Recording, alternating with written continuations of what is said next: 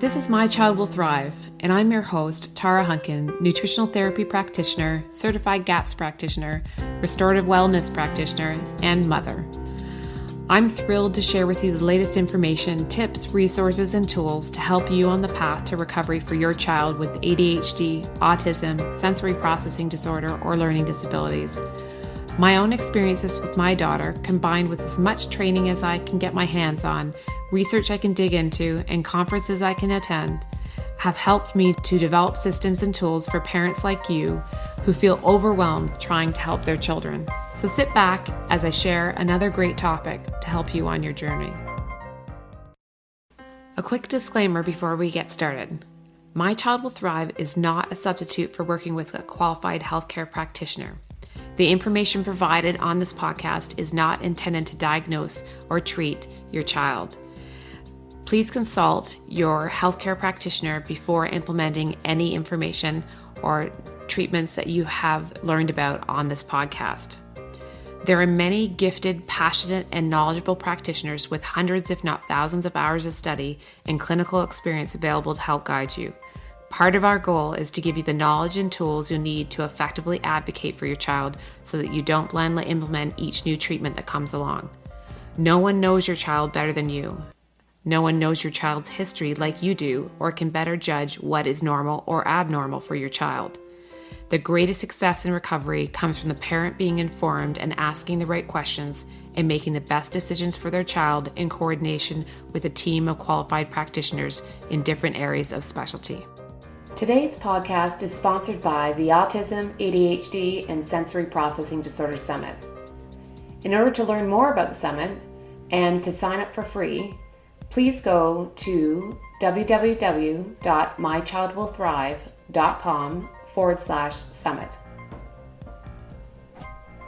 I want to welcome you to the My Child Will Thrive podcast. Today, I'm really excited to have with me a guest of, she's a repeat guest to the My Child Will Thrive community, but first timer on the podcast itself. It's Jodi Cohen.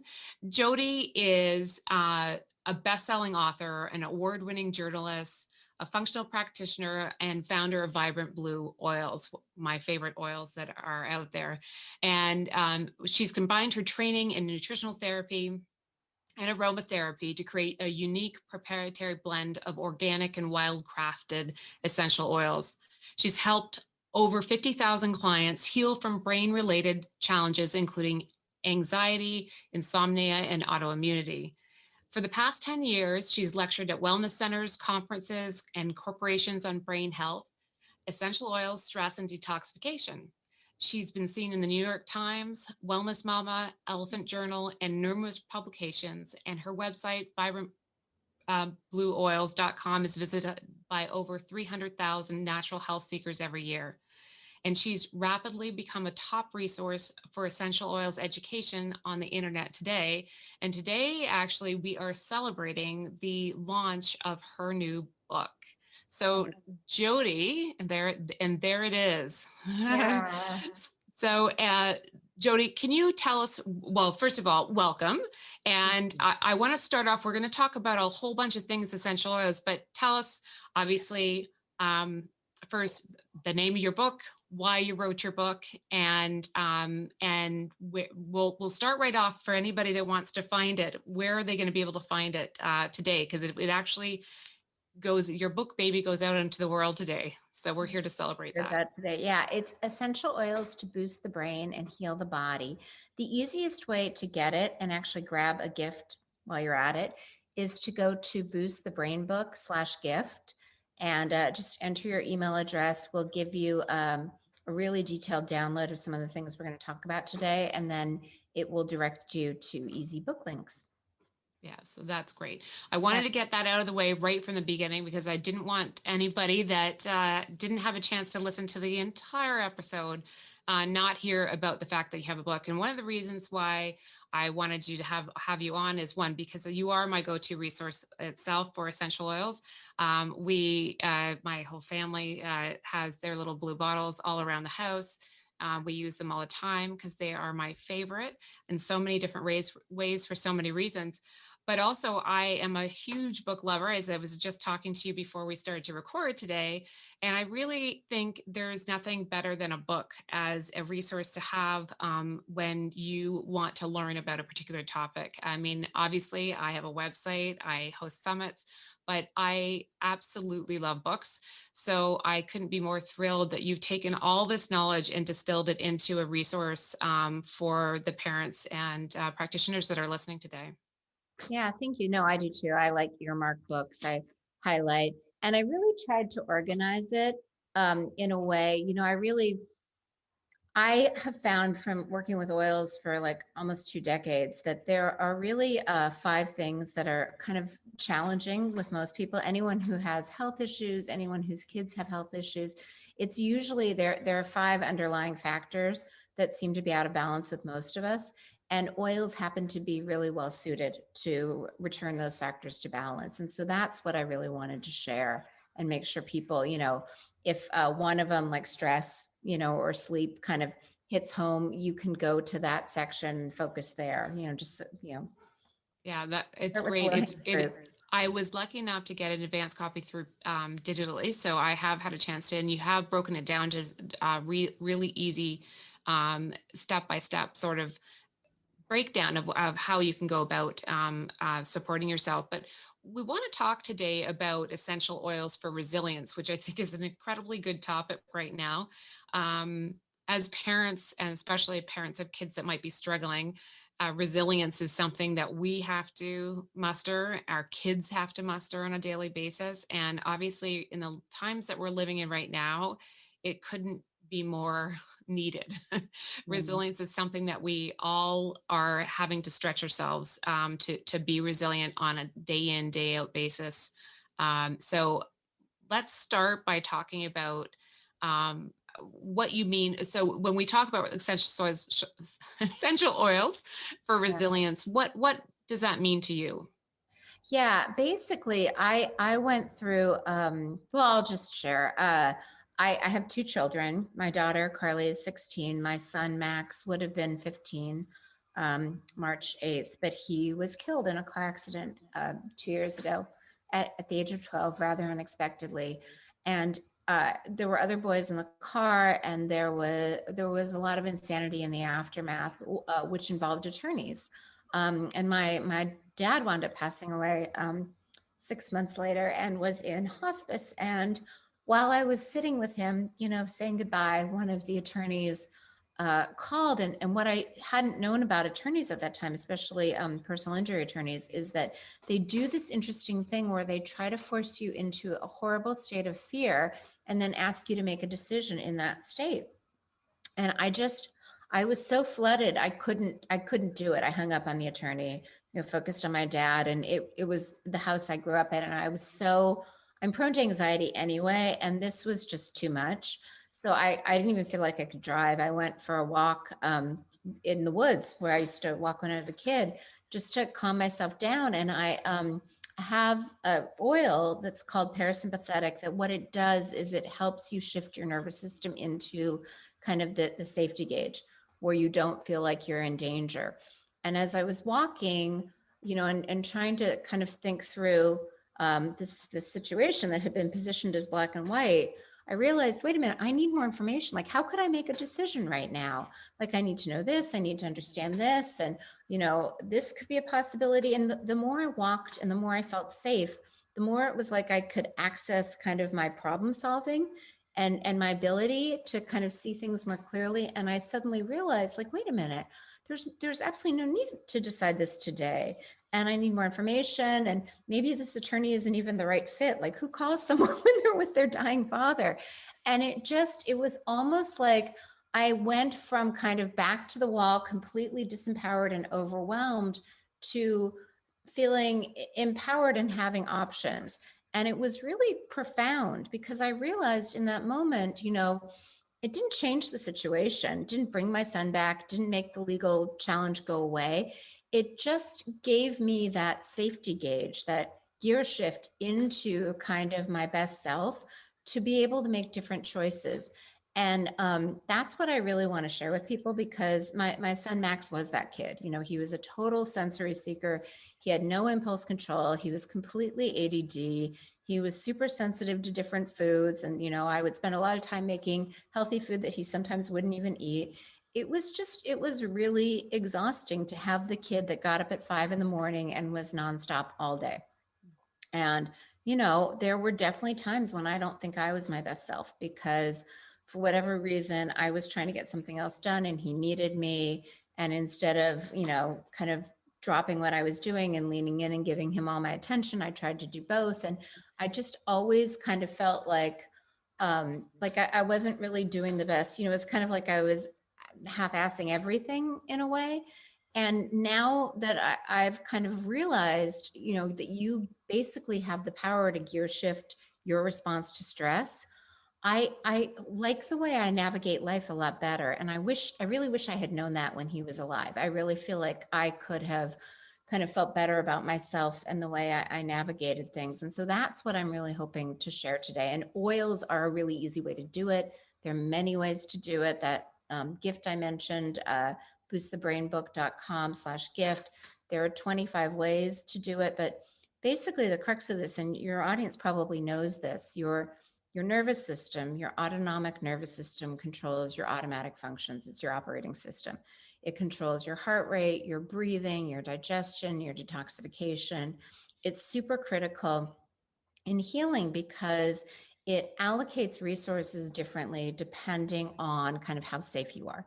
So if there is a danger response, and you know, they talk about lions running down the street. I don't see lions running down the street, but I definitely have a lot of anticipatory stress. I worry about my health, my finances, my relationships, my children, my children's relationships. And all of that anticipatory stress releases the same chemicals and hormones that actual physical stress does. And so when you're in that branch of the nervous system, the survival, fight or flight, sympathetic branch, you really aren't able to show up as your best self, because all of your resources are kind of allocated towards survival. And it even changes your focus, your attention. Like your pupils, the black parts of your eyes, get really big, you know, they expand, and it changes selective focus. It means that you can't really problem solve or connect in a bigger way. Your child can't hear you and listen in kind of a better way because you're so locked in on that next survival step. You know, when my kids were little, one of our favorite preschool teachers used to say, connect before you correct, meaning that if he had just like whacked someone with a shovel at the playground, you know, instead of yelling at him in the sand pit, you scoop him up, you take him to the swings, you swing a little bit, you calm down. And then when the pupils are a normal size, you say like, hey, everyone needs to be safe. We can't do that here. You know, you need to feel safe yourself. And the safer you feel, the easier it's going to be to get your kid to take supplements, get your kid to calm down, get your kid to watch his Zoom, you know, class, get your own stuff done. Like it's almost like, you know, I live in Seattle and I bike and there are a lot of hills. And so I'm constantly shifting gears. Okay, I'm shifting down to go up the hill. I'm shifting back to go down the hill. And as long as I shift into the right gear, whatever I'm doing is really manageable. And so that's kind of what I want to share, is how you can use oils to shift gears in your brain and your reaction so that you always show up in a way that you're proud of. I love that analogy. And I think that, you know, you are not alone in what you're talking about in terms of how we feel we show up for our kids on an ongoing basis. It is hard. It is hard to take yourself out of that moment where you're busy doing something else and working on those things, and wanting to be able to quickly shift and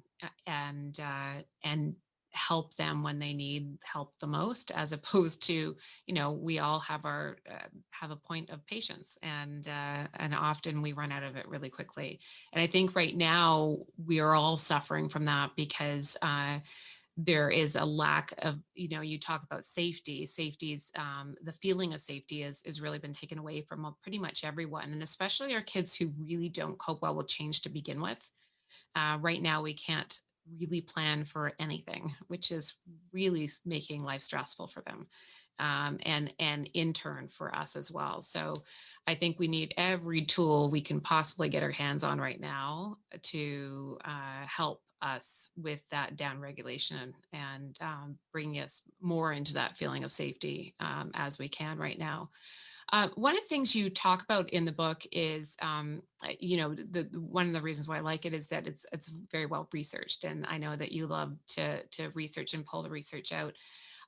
There was a study that you referenced in there with respect to the use of smell um, for for this. We'll talk about the different ways that in terms of different ways that the oils can get in. But what is so special about the sense of smell or the olfactory or sensory system, and how that can actually help us tap into the nervous system? Yeah, it's interesting. I wonder as we've evolved over time if our sense of smell has been a bit down regulated, but it really has priority for our senses. It's kind of the number one of the five senses, scent that keeps us alive, sense that keeps us alive, right? Because we can smell food, we can smell water, we can smell predator odor and avoid them, we can smell fire. And so of the, basically what's happening is our brain is taking in all the sensory information and then responding. And different sensory information is kind of routed through different areas of the brain. Smell goes directly to the amygdala, which is really kind of the security epicenter. It's the Pentagon of the brain. All the other senses are routed through the thalamus first. So scent takes priority. And that's why, like, if you've ever, I don't know, for me, it's like blackberries in the summer, something about that. It's like I'm five again at my grandma's cabin. It's amazing how quickly you can correlate memory with smell. And that's partially to keep you alive. And I think the research you're referencing is actually a Nobel laureate, also out of Seattle, named Linda Buck, who talked about, she did a lot of research on olfactory receptors, and specifically the ones that were sensitive to predator odor that kind of invoked a fear response. And what she found is that smelling roses actually turns off that fear response.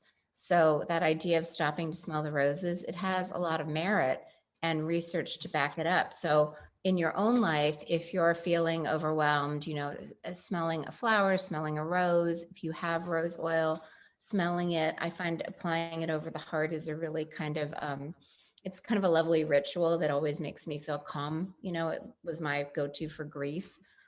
So that's just an easy thing you can do. Yeah, it's pretty amazing.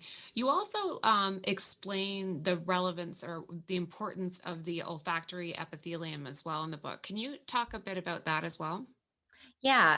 So the epithelium, the like outer layer of our skin, is really accessible through the nasal pathway, and that's actually, there are varying theories on how does the oil actually get into the bloodstream. There's a lot of belief that it goes directly through the epithelium into the capillaries, and so it doesn't. When you ingest something, you need to digest it, and then it goes through the liver, and then it gets into the blood. And smell is the fastest way into the system. It's interesting. The reason that cocaine is inhaled and they kind of do anesthesia intranasally is because that's the fastest way to get anything into the brain. And also the blood-brain barrier is the thinnest there.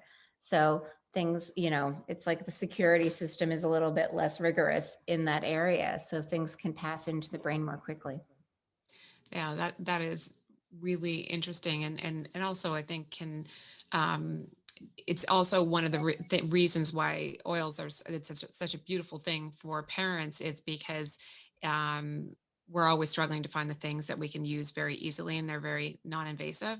And obviously the sense of smell is a really easy way to get your kids, especially if it's something that they like the smell of. Can you talk about some of the oils that you recommend for things to support the nervous system or and calm anxiety? Yeah, I have two favorite ways to apply them. And one actually is whatever oil your kid likes.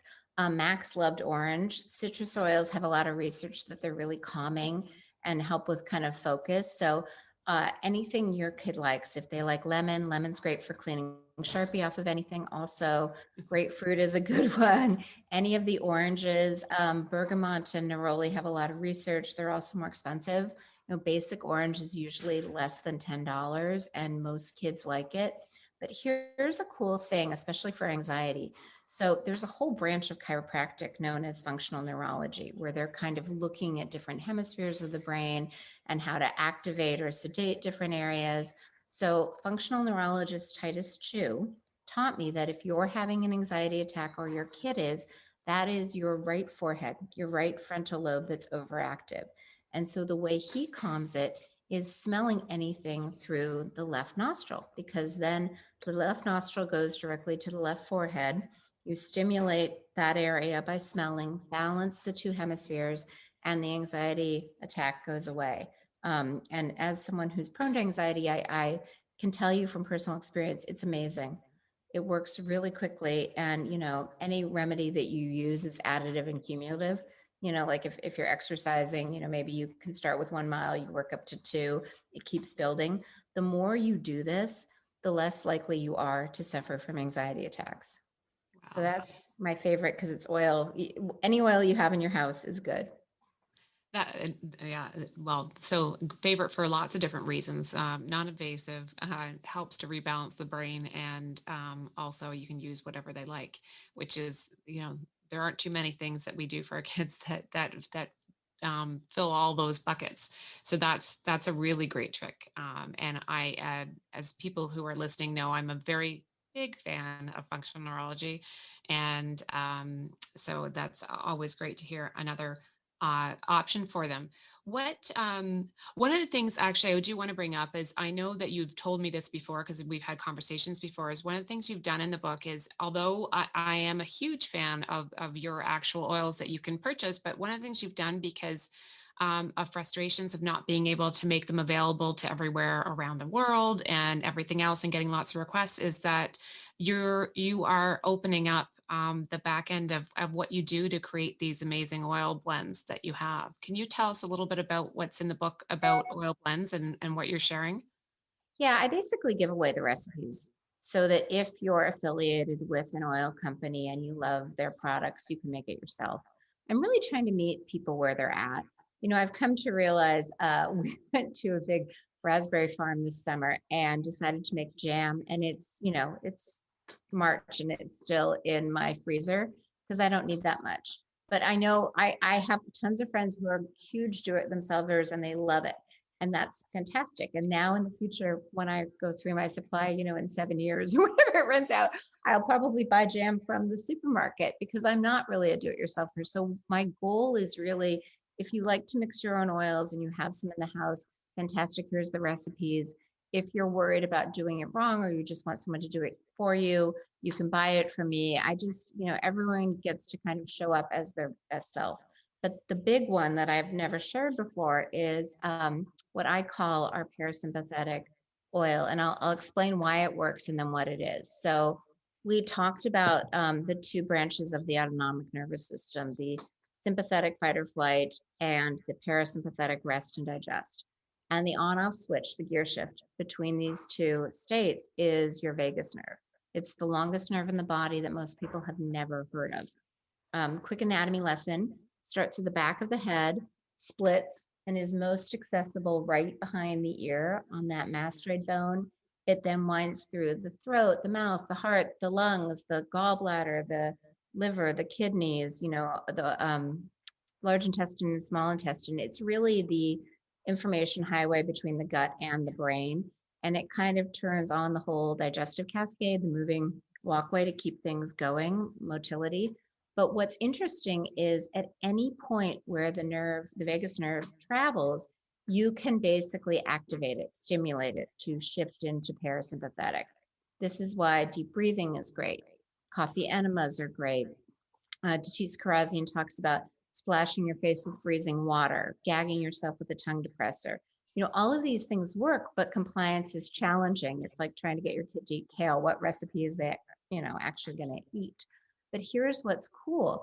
This point that I talked about, right behind the earlobe on the mastoid bone, there was a lot of research. They were actually doing kind of surgical implants, like a pacemaker-like device, and studying the use of that to stimulate the vagus nerve at that point. And that's actually been approved by the FDA for epilepsy, depression, migraines. Stimulatory oils like this blend of clove and lime can travel through the skin and stimulate the same spot without invasive surgery, without unpleasant, like, gagging or freezing water. It works just as well. So that's basically how I use this oil. So the process is this: you just take the oil bottle, flip it, put it on yourself or your kid, one ear, both ear, doesn't matter, depends on how stressed out you are. It stimulates the vagus nerve, which is then the gear shift into parasympathetic. So if your child is, kind of feeling overwhelmed, that's often a safety gauge. Like Stephen Porges, who came up with the polyvagal theory, talking about all of this, said that a lot of the things that you see autistic children doing are really just them trying to kind of gear shift themselves into parasympathetic. So the more you can help them feel calm, feel safe, the easier it is for them to show up as their best selves. And it gives you kind of the boosted resilience, patience, whatever you want to call it, to, hold that space for them. Yeah. Well, and as I said, we keep these little bottles around, and I have this around all the time, the parasympathetic bottle. For those of you that are listening, that's what I'm holding up right now. I love your analogy about the do-it-yourself. I am the person who thinks they're a do-it-yourselfer, but then in the end would really rather just have someone do it for me. So I might buy all the little bits and pieces, but then I really just need someone to do it for me. So never quite find the time to make that jam or other things, at least not these days. I can give you a bunch. I have tons. Yes, now that I'm out of my GAPS cooking days, which I was for many years, I think my do-it-yourself cooking and cooking up batches of personal care products and all those types of things, I kind of burnt out. So now I always look for an amazing resource that can do it for me, so I can spend my time on a few other things. Yeah. One of the other things I do want to talk about while I have you here too is one of the other big struggles for many of our parents is sleep. So I also know that essential oils can support sleep. Can you talk about um, what oils typically can support sleep and how they work? Yeah, yeah. It's interesting. There's tons of research that lavender is good for sleep, but I find it to be like when people say, "Oh, when you're on a red eye, give your kid Benadryl," and it either works or it doesn't. We tried that with Max on a 6-hour flight to Boston. Red eye, not our best day. So if you're going to use lavender, the best way to use it is in an Epsom salt bath. There is something about the topical application through the skin, the heat, the magnesium opening the pores. That really seems to be the most relaxing way if it's just about relaxing. If it's about, there's often kind of circadian rhythm dysregulation, and what that gets into is your stress hormone cortisol is supposed to be high in the morning and then wane throughout the day. And then the sleep hormone melatonin is supposed to be kind of higher in the evening. But there's a lot that can dysregulate that. It's our pineal gland right in the middle of the brain that releases melatonin, ideally in response to darkness.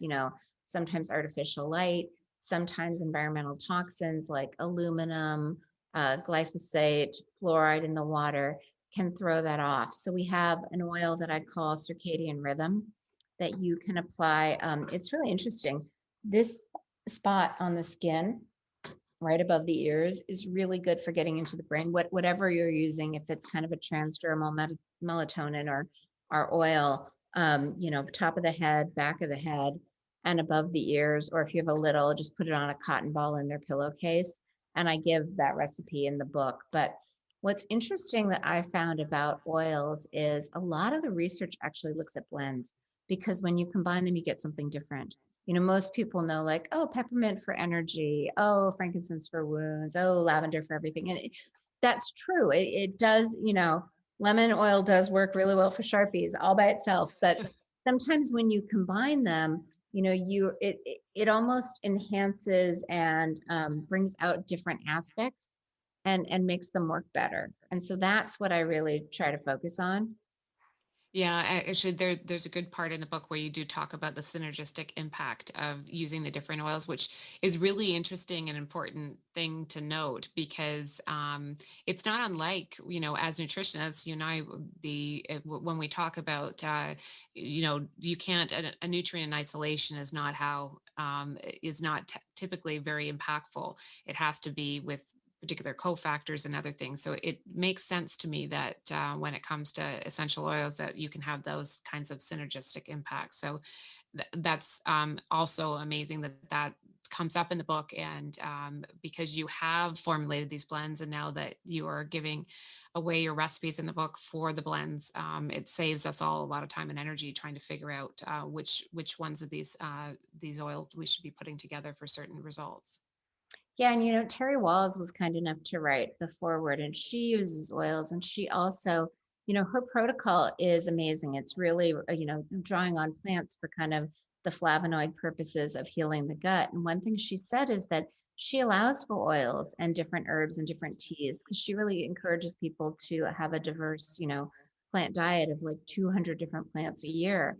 And it's challenging to do that just with food alone. And so what I found with oils, especially the ones that have the best research, are oregano, thyme, and clove continually. And you can use those oils like on very specific points. Like I actually give away kind of a foot chart. So the bottom of your feet, especially if you have someone who's sensitive to smell or anyone in your family is sensitive to smell, there are all these reflex points on the bottom of the foot that you can apply these oils, and they actually help the gut.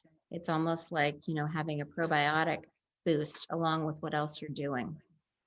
That's amazing.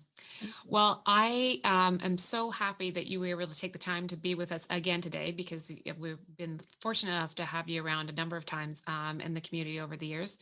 But just to wrap up, let's remind everybody again. I will put the links in the show notes, but if you're listening to this while you're in their car, let's just remind them the name of the book and where's the best place to get that and their gift. Yeah, it's Essential Oils to Boost the Brain and Heal the Body. It's sold anywhere you can buy books. If you like to support your local bookseller, get it there. And then if you go to boostthebrainbook.com/gift, you can download 25 ways to activate your vagus nerve. So oils is one of them. Just pick the one that you like the best or that you think is easiest for your kiddo to integrate every day. Thank you so much for being here with us again, and congratulations on the book, because I know how much work they are. I'm thrilled that we get to share it with everybody here today. Thank you. Thanks for having me. So that's a wrap. Thanks for joining me this week on My Child Will Thrive.